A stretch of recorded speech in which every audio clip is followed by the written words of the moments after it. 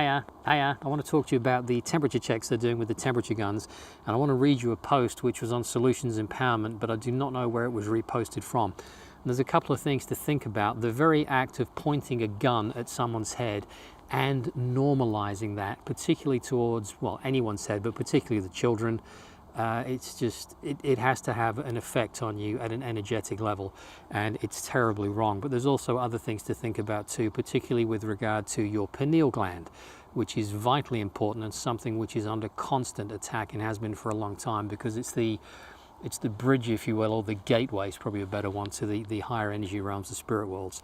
Anyway, let me read you this, and this is from an Australian nurse.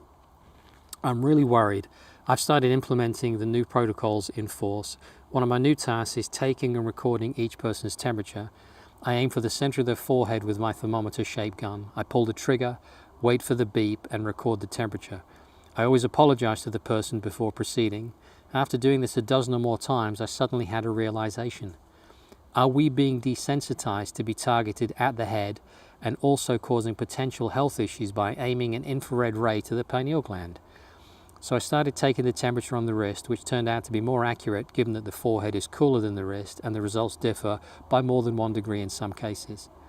I went to a shopping mall and people were lining up to get their temperatures taken by an employee who was obviously not a medic and was not properly educated on how to correctly perform this procedure.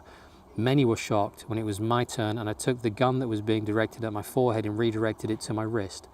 I spoke softly but firmly and told the employee that an infrared thermometer must never be pointed at someone's forehead, especially babies and young children. In addition, it requires basic knowledge of how to properly read someone's temperature, i.e., placing a thermometer on the wrist or elbow fold is much more accurate and much less harmful. It was very disturbing to me to observe children getting used to seeing an object the shape of a gun aiming at the forehead and without any negative reaction from the adults as if this was normal and acceptable. As a medical professional, I refused to directly target the pineal gland, which is located directly in the center of the forehead with an infrared ray. However, most people agree to go through this several times a day. Our pineal glands must be protected as it is crucial for our health both now and in the future.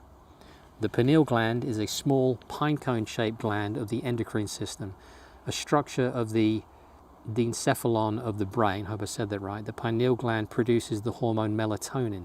Melatonin influences sexual development and sleep-wake cycles.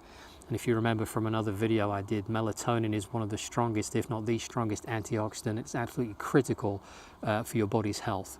The pineal gland is composed of cells called pinealocytes and cells of the nervous system called glial cells.